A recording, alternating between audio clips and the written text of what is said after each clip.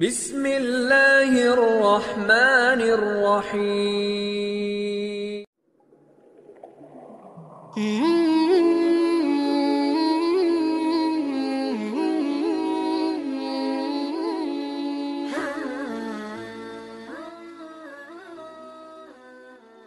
Bismillahirrahmanirrahim. Assalamualaikum warahmatullahi wabarakatuh.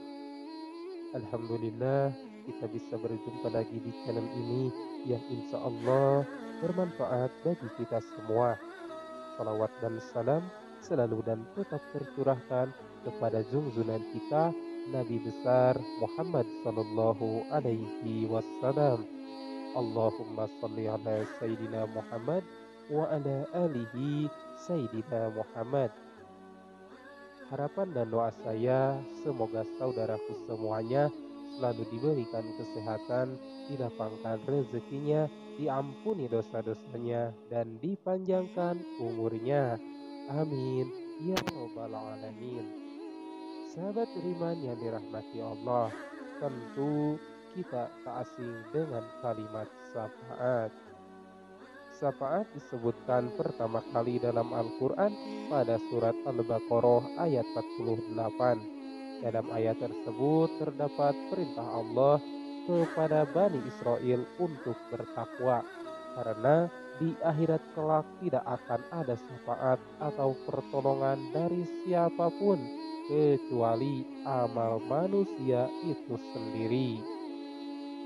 Syafaat hakikatnya adalah doa atau memerantarai orang lain untuk mendapatkan kebaikan dan menolak keburukan.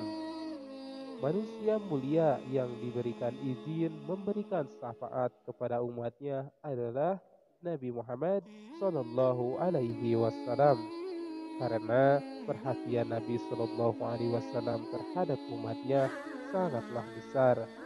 Bahkan beliau menangguhkan sebagian doanya di hari kiamat untuk umatnya yang beriman dan bertakwa agar tidak masuk ke dalam neraka.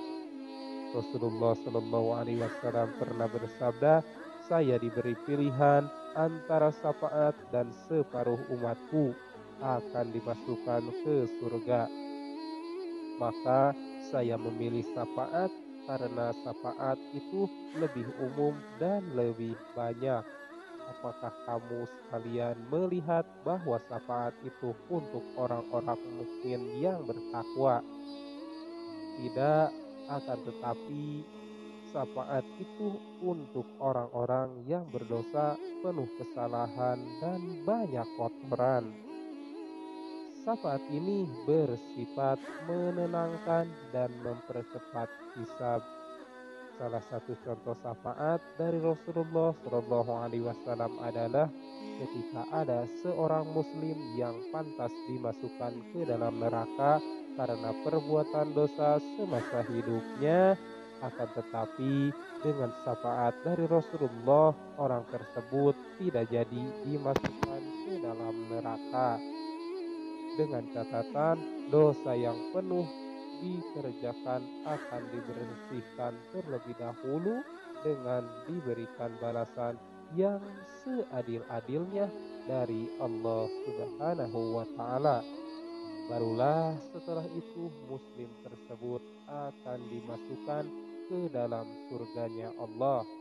Akan tetapi ada golongan manusia yang tidak akan mendapatkan syafaat dari Rasulullah Shallallahu Alaihi Wasallam.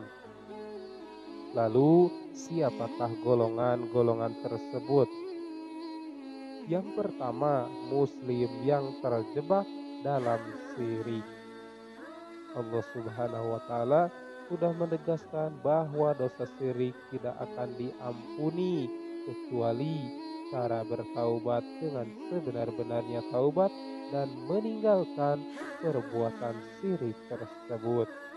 Dalam Quran surat An-Nisa ayat 48, Allah Subhanahu wa taala berfirman yang artinya sesungguhnya Allah tidak akan mengampuni dosa syirik dan Dia mengampuni segala dosa yang selain dari syirik itu. bagi siapa yang dikehendakinya. Barang siapa yang mempersekutukan Allah, maka sungguh ia telah berbuat dosa yang besar. Yang kedua, pemimpin yang tidak adil kepada rakyatnya. Dalam hadis Abu Umamah disebutkan bahwa Rasulullah SAW pernah menyampaikan ada dua macam umatnya yang tidak akan mendapatkan syafaat dari beliau, yaitu pemimpin yang zalim dan orang yang bersikap berlebih-lebihan dalam beragama. Hadis riwayat At-Tabrani. Yang ketiga, orang yang kufur nikmat.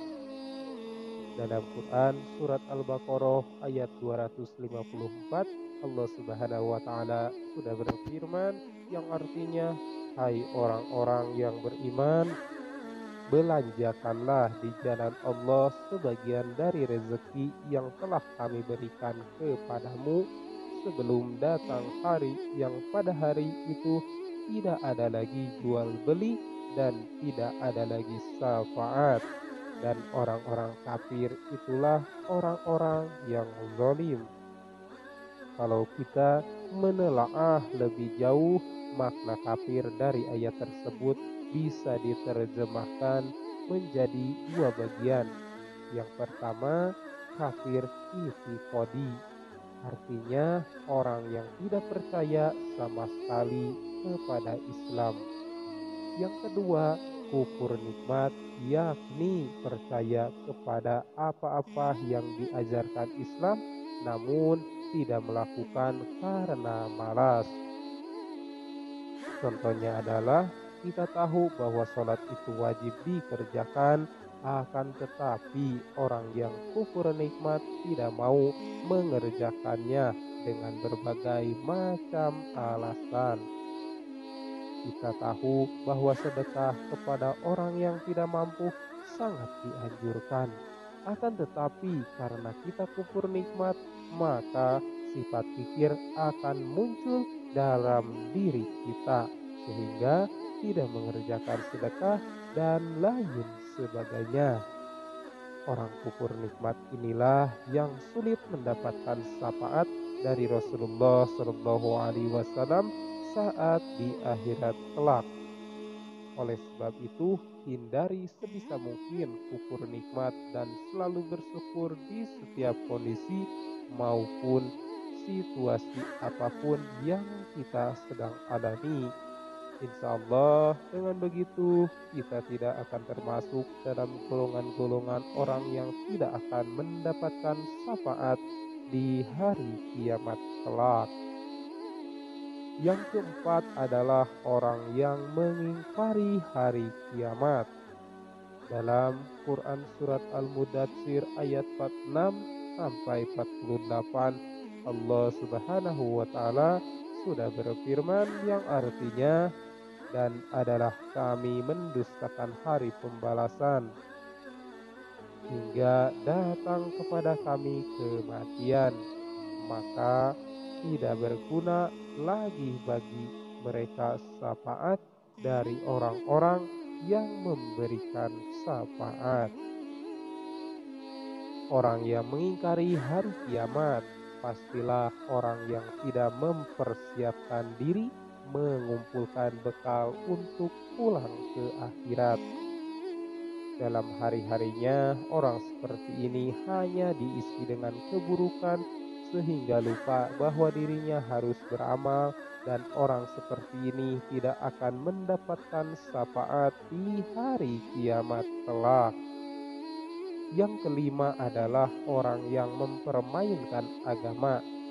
Dalam Quran surat Al-An'am ayat 70, Allah Subhanahu wa taala berfirman, dan tinggalkanlah orang-orang yang menjadikan agama mereka sebagai main-main dan sendau gurau, dan mereka telah ditipu oleh kehidupan dunia. Peringatkanlah mereka dengan Al-Quran itu agar masing-masing diri tidak dijerumuskan ke dalam neraka karena perbuatannya sendiri. tidak akan ada baginya perlindungan dan tidak pula pemberi syafaat selain dari Allah, dan tidak ia menebus dengan segala macam tebusan pun, niscaya tidak akan diterima itu daripadanya. Mereka itulah orang-orang yang dijerumuskan ke dalam neraka. Bagi mereka disediakan minum dari air yang sedang mendidih dan azab yang pedih disebabkan kekafiran mereka dahulu. Kalau kita berkaca di era sekarang, banyak orang yang demi kekuasaan mereka menjual agama untuk kepentingan diri sendiri. Agama seolah-olah hanya menjadi permainan demi tercapainya segala keinginan. Bahkan yang lebih parah, orang-orang seperti ini menjual ayat-ayat Allah untuk mendukung kesuksesannya dalam meraih kehidupan duniawi tanpa memperdulikan azab dan akibat apa yang akan mereka peroleh di hari pembalasan kelak. Oleh sebab itu, mari kita semua berdoa, semoga umat muslim yang masih takut kepada Allah tidak menjadikan salah satu golongan yang tidak akan mendapatkan syafaat di hari kiamat kelak. Amin ya Allah ya Rabbal Alamin. Demikian yang bisa saya bagikan. Semoga bermanfaat bagi kita semua. Amin ya Allah ya Rabbal Alamin. Akhirul kalam. Wassalamualaikum warahmatullahi wabarakatuh.